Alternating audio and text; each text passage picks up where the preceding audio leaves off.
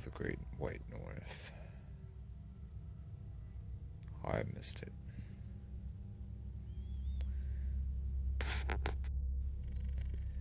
And how I longed to get back to the ice, the mountains, the tundra. The crispness of the air, snow crunching beneath your feet. How I missed all of it.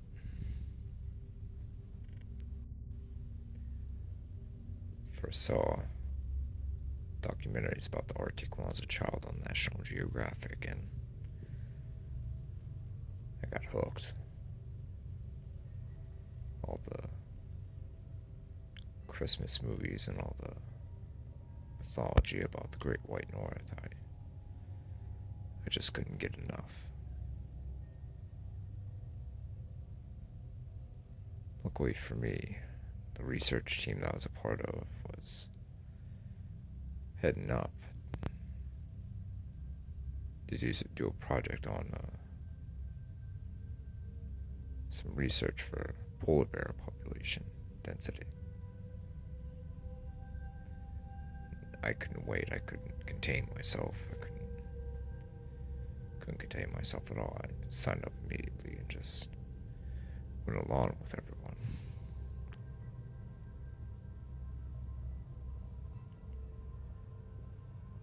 We went up, all the way up to the Arctic Circle.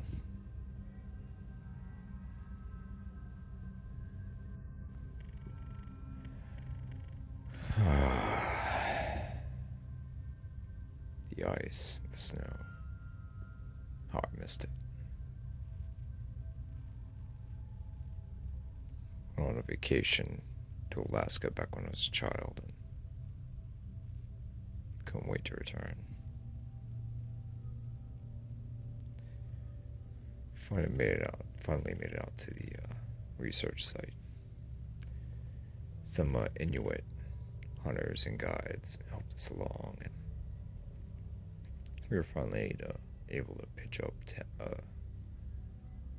at base camp and finally able to get to business.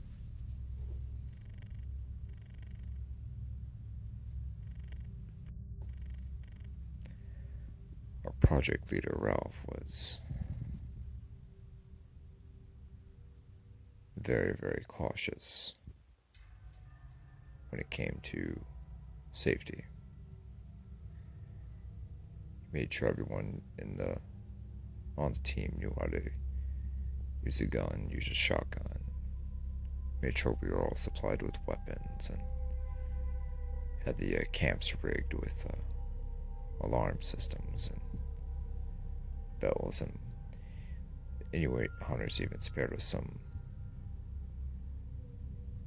huskies, some dogs to alert us and to guard our camp, protect our camp against the bear, just in case one strolled in during the night.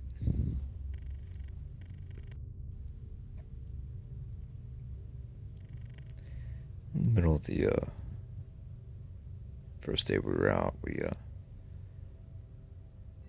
rigged up the snowmobiles and headed to a nearby ice floe. Got our binoculars out and started searching the area. Off in the distance, we could see a large male feeding on a seal on an ice floe. Ice was absolutely stained in blood, just covered in blood. Male was feeding on a little first. It wasn't so much little, it was a little undersized, but it wasn't a pup, it was a subadult fur seal. That's one. Alright, Ralph.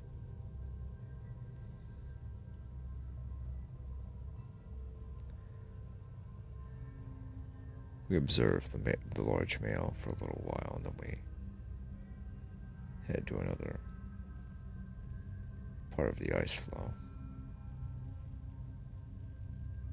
About a half a mile away, we observed a female with a couple cubs, and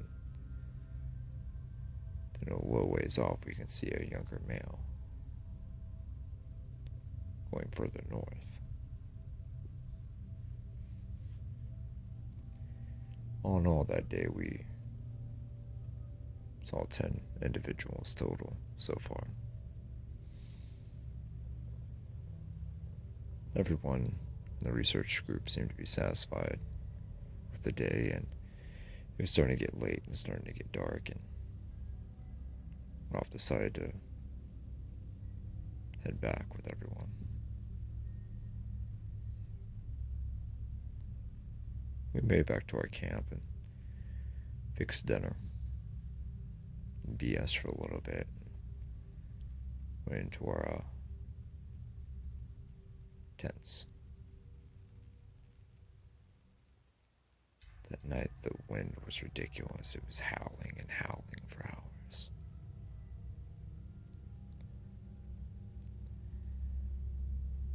Just the wind was just absolutely merciless. It wouldn't stop. It would just keep going and going. Now, I wasn't too sure, but I could have sworn I heard a roar off in the distance among the howls of the wind. A loud roar. It only happened once, but it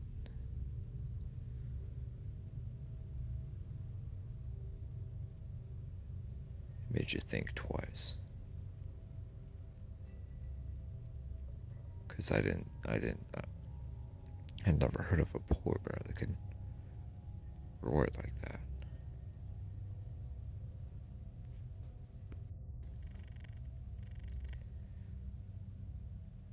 A few hours go by and I fall asleep.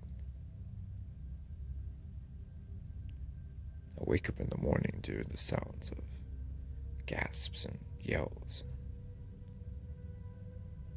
I exit out my tent and there's the body of a dead polar bear in the middle of our camp. Its throat had been ripped open and it had bled out. Its blood just stained the pure white ice and snow of the ground that we were camped on.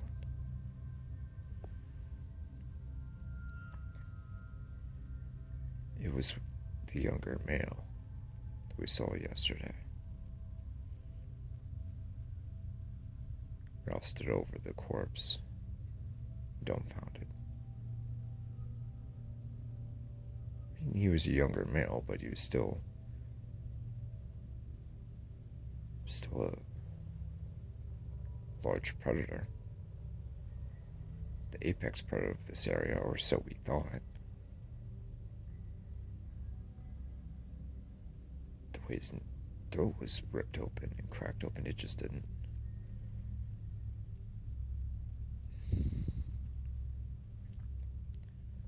Ralph, do you know what the hell's going on? I shouted.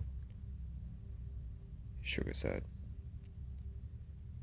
You don't suppose it was that larger male from yesterday that... He shrugged. There's no way of knowing for sure. I mean, he was feeding on that seal, so there were,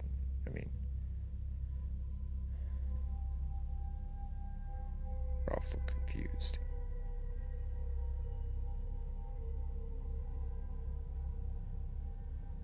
Because no one had ever heard of a polar bear being ripped open like this. Not even by another polar bear. It's completely, the throat just completely ripped out, torn out. What was curious is that was placed in our camp and no one had heard anything last night except for me hearing the loud roar from off in the distance. And there was no tracks or footprints or signs of a struggle or anything. The body was just there, where we were. We couldn't get beyond what we were looking at. Alright, sighed Ralph. Everyone get your weapons and be careful today, alright? Keep your eyes peeled. Be on the lookout for anything suspicious. As soon as the meeting with the research team was over, I went off to Ralph personally and told him about what I heard last night. What kind of roar? He asked. I don't know, it was something big off in the distance. I didn't know what it was. Couldn't see what it was. It was just happened at one time and it was gone. Okay, I'll make note of that. Just be sure to keep your eyes open, okay?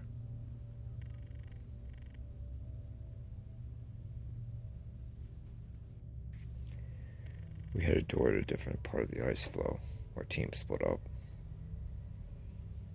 I went with Ralph and a few others to one part of the ice floe, and Greg took another group of people further north. We were out for hours and hours. We spotted 15 individuals this time. We were satisfied. It seemed like the population density was starting to really explode, even despite all the warnings of climate change having a negative effect on the polar bear population. Seems like the animals were just taking over, for lack of a better word. Later on the day, we managed to spot a walrus colony. Just a whole bunch of them against the rocky, icy coastline, just lounging and diving into the water. We spent some time documenting them and researching them, and as it began to get dark again, we headed back to camp. As we got back to camp, we noticed the other group that Greg took was nowhere to be found. Ralph got his walkie-talkie and asked where they were.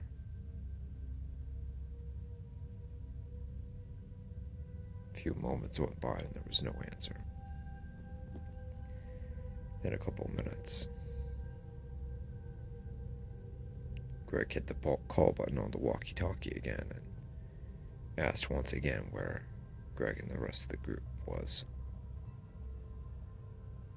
Still no answer. Greg, come in. Where are you?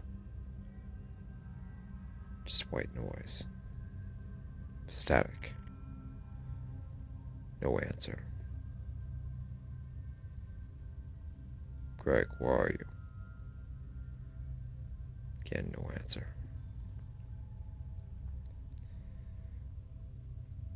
We were going to make an effort to go search for them, but a really bad storm was picking up and starting to come in. Oh, the howls of the wind.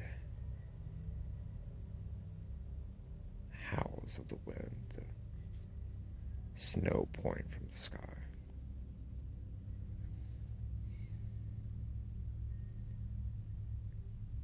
Once again, I can hear the roar in the distance. Only this time it was closer and more audible. It happened several times.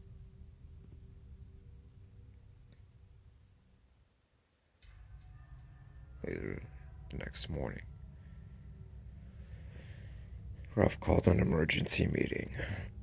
Apparently, he heard the roars too, as did everyone else remaining in the group.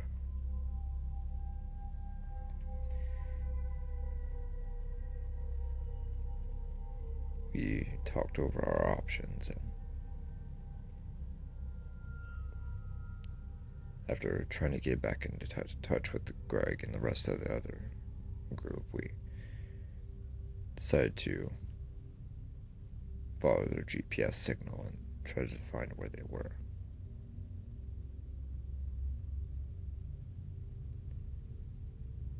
To our surprise, they were only a couple miles away. And at what appeared to be a inland space that was next to some cliffs and mountains. So we march across the Tundra, shotguns loaded to our backs, and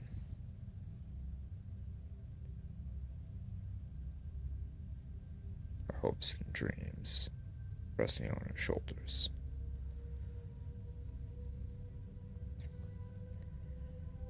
We marched toward the outcropping of large cliffs.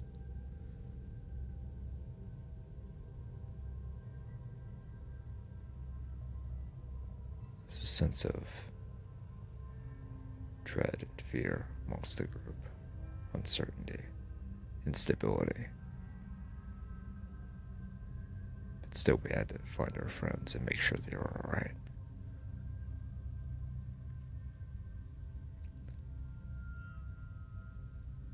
Followed the GPS ping.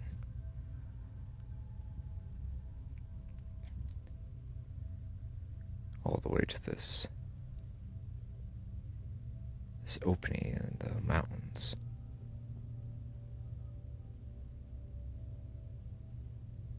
It was a giant cave.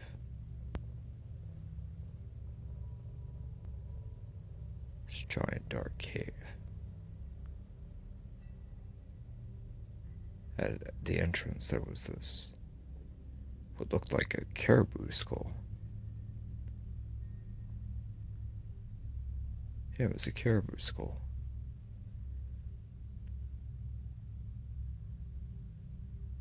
Then the spine of a walrus. And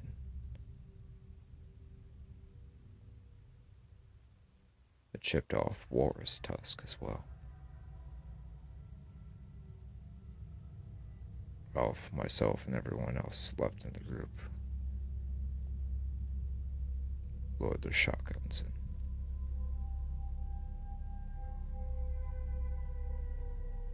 prepared for the worst. Slowly we make our way in,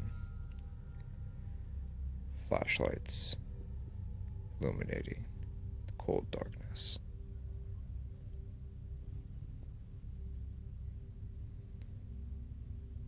Cave opens up and we begin to see more skeletons, more skulls, corpses, reindeer, walruses, seals, muskox, even a couple of polar bear skulls. And then that's when we begin to see the human skeletons as well. Some of them crushed, broken up into fragments. Some of them just ripped off from the head, the torso.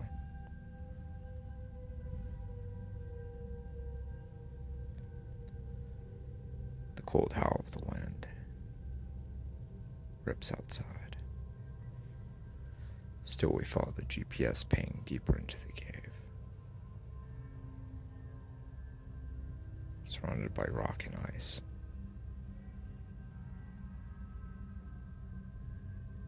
Finally make it to the spot. The GPS is by itself.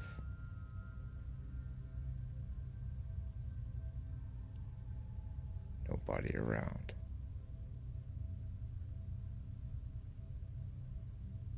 Flashlights shine deeper into the cave.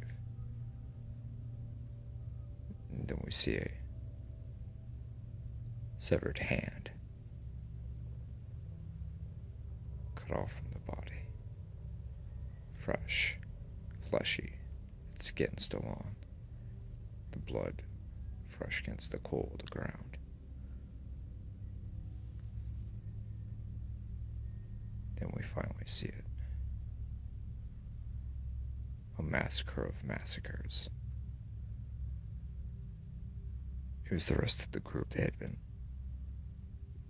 completely torn apart, consumed by something enormous, something big, something unthinkable. That's when we hear it. The deathly roar from the depths of the cave, deeper into the cave. "Get out of here now," Ralph shouted.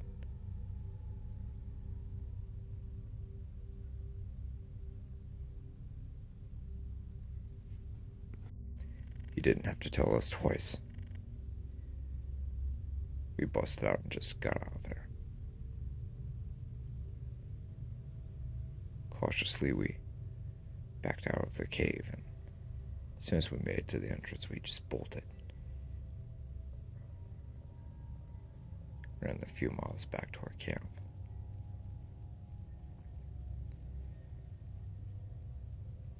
As soon as we got back, Ralph was frantic. He was on a satellite phone trying to contact the Coast Guard International Rescue. Anyone who could be picked up or listen.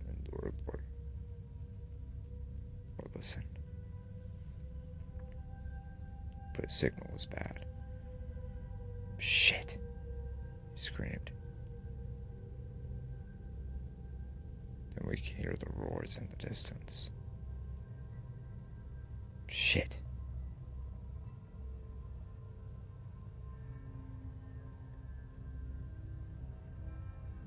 "We're getting out of here now," he shouted. Surprisingly, a really bad day storm was starting to brew. The wind picked up and the snow began to fall at an alarming rate.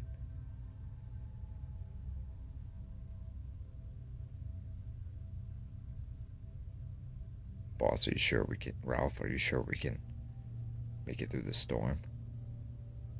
I asked.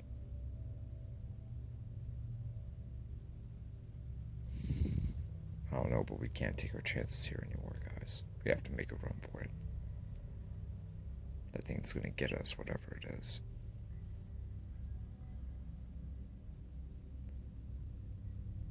So we started up the ATVs and started heading south. The nearest Inuit village was a couple days' ride, and we thought we'd take our chances. Packed up camp, started up the ATVs, and we made our way out. After a few hours, it began to get dark again. The storm had calmed down, so it turned into a light snow, and everyone was tired. With the aurora shining in the distance, we made our camp and decided that whatever was back there was not following us, and decided to make our camp and go to sleep, get some sleep for the day ahead tomorrow.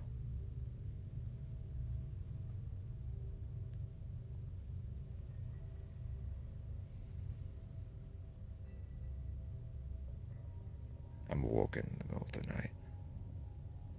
roars, screams, horrific screams.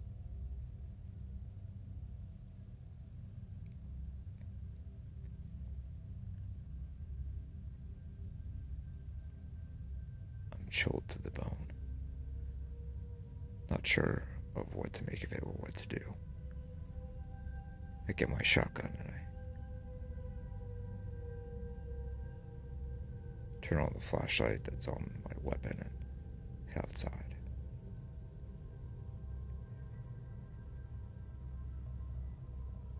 The rest of my group had been torn apart, their tents torn down and their bodies laying mangled and partially consumed on the ice. To my horror, this thing was unworldly. Something that you'd hear about in nightmares. Some gigantic 20 or 25. God, I can't even. I don't even know how big this thing was. 25 feet, maybe, I don't know. This white humanoid thing.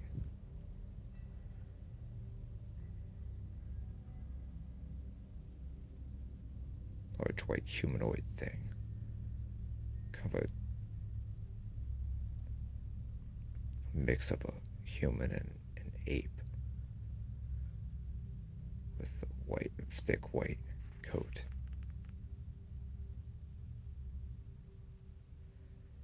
Grayish skin, long claws, and a crazy dentition of shark-like teeth.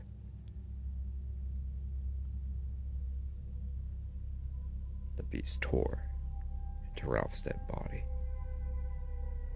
consuming him nearly whole.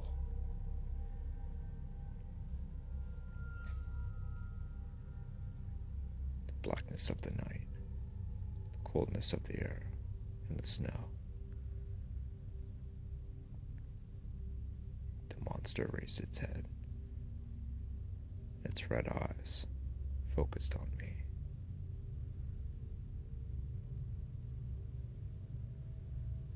Slowly, I made my way to the ATV, the snowmobile. Jesus, I even forgot what the hell I was so scared I forgot what the hell I was riding in on.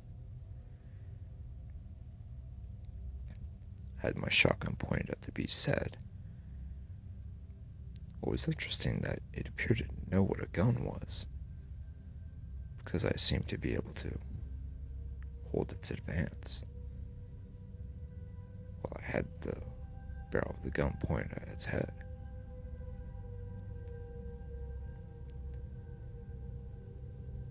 The beast scowled, showing its teeth, stained in blood.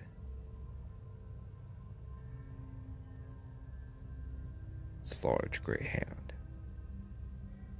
grasping a femur bone, a bloody femur bone. I made my way to my snowmobile. I had about half a tank left, but had no choice at this point. I started up the vehicle.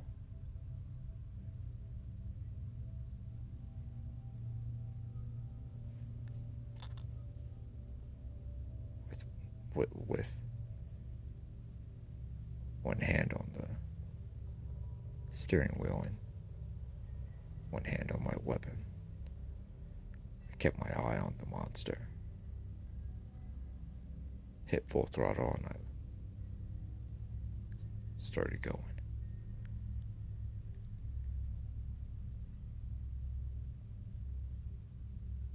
There's a couple moments in the beast started running towards me. Now, I don't advise firing a shotgun with one arm, of course, but pretty much had no choice. I let out a round and hit the beast somewhere in the upper torso. The animal screamed in pain and roared in rage.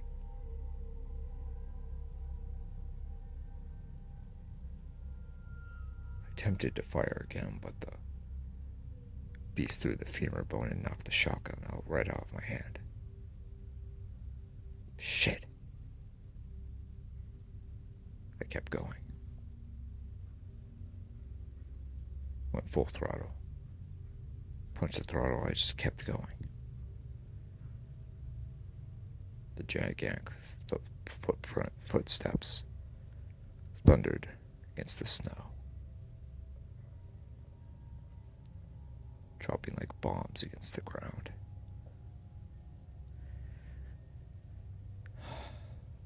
It felt like hours I was being pursued. Night turned to day.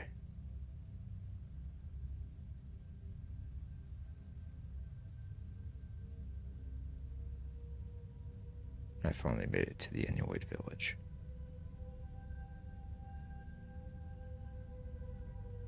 It was almost nighttime the next day when I made it, but I could still hear the footsteps and the roars pursuing me. They asked me if I had seen a ghost and where was the rest of the team. I shook my head.